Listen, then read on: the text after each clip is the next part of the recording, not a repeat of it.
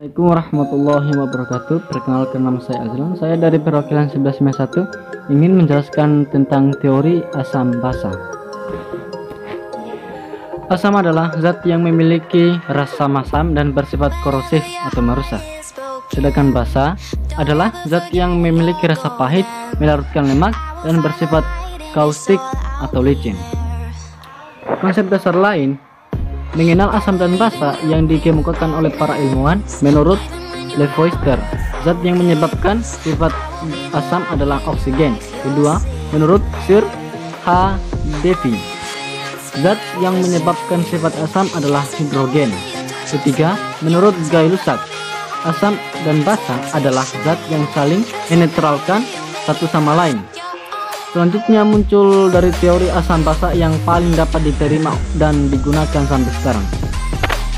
Svante August Arrhenius mengemukakan teori asam basa tahun 1884. Teori asam Arrhenius, pembawa sifat asam adalah ion H+ dan asam melepas adalah ion H+ dalam air. Reaksi ionisasi asam dalam air: H, X, A dalam kurung AQ, X, H+ dalam kurung AQ tambah AX dalam kurung AQ. Valensi asam ion sisa asam. Contoh, asam klorida HCl menuju H+ tambah Cl-. Asam sulfida H2S 2H+ tambah S tambah S2-. Macam-macam asam menurut teori Arrhenius. 1. Asam monovalen dalam kurung satu valensi asam. Contoh, HCl, HF, HBC.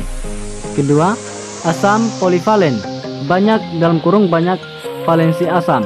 Contoh, H2SO4 dalam kurung divalen, H3PO3 trivalen. Teori basa Arrhenius, pembawa sifat basa adalah ion OH- dan basa melepas ion OH- dalam air. Teori asam basa Arrhenius merupakan teori asam basa yang pertama kali dapat diterima. Kekurangan teori asam basa Arrhenius: 1. Hanya dapat menjelaskan sifat asam basa apabila suatu zat dilarutkan dalam air. Kedua, tidak dapat menjelaskan sifat basa amoria dan natrium karbonat yang tidak mengandung ion OH- namun menghasilkan ion OH- ketika dilarutkan dalam air. Kekuatan asam dan basa menurut teori Arrhenius didasarkan atas H+ dan OH-. 1. Asam kuat memiliki H+ yang besar, asam lemah memiliki H+ yang kecil. Kedua, basa kuat memiliki OH- yang besar, basa lemah memiliki OH- yang kecil. Johannes N. Bronsted dan Thomas M. Lowry mengemukakan teori asam basa tahun 1923. Menurut Bronsted Lowry, asam dan basa hanya terionisasi dalam air karena 1. Air menarik ion H+ sehingga membentuk ion hidronium H3O+. Kedua, air melepas ion H+ sehingga membentuk ion hidroksida OH-. Teori asam basa Bronsted Lowry, asam adalah spesies atau zat yang merupakan donor pemberi proton H+. Basa adalah spesies atau zat yang merupakan akseptor penerima proton H+. Menurut teori asam basa Bronsted Lowry, 1. Asam yang telah melepaskan satu proton akan membentuk spesies atau zat yang disebut basa konjugasi. Kekuatan asam dan basa menurut teori Bronsted Lowry bersifat relatif. 1. Jika dua larutan asam berbeda dicampurkan dengan suatu larutan basa secara terpisah, A. Pada asam 1 basa bersifat lemah, B. Pada asam 2 basa bersifat kuat, maka asam 2 lebih kuat daripada asam 1. 2.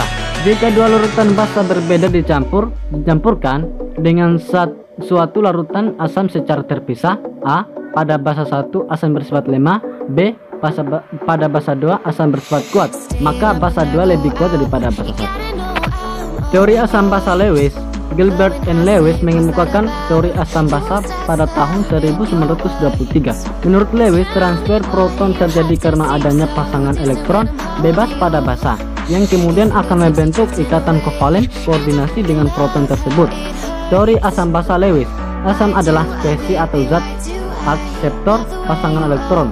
Basa adalah spesies atau zat donor pasangan elektron.